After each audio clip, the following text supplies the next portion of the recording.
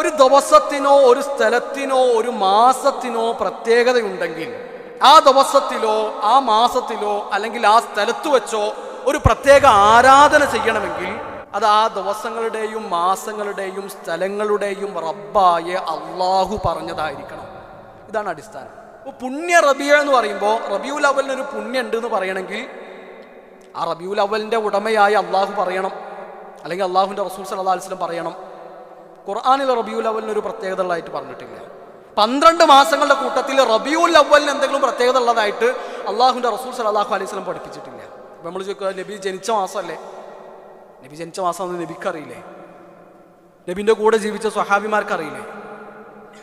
നമ്മളെക്കാൾ നബിയെ സ്നേഹിച്ച സലഫുകൾക്കറിയില്ലേ? ഓരോന്നും റബിയുൽ അവലിന് ഒരു പ്രത്യേകത കണ്ടിട്ടില്ല എങ്കിൽ നമ്മൾ അള്ളാഹു പ്രത്യേകത കൽപ്പിക്കാത്തൊരു ദിവസത്തിനും ഒരു മാസത്തിനും പ്രത്യേകത കൊടുക്കുക എന്ന് പറഞ്ഞാൽ അത് പ്രശ്നം തന്നെയാണ്.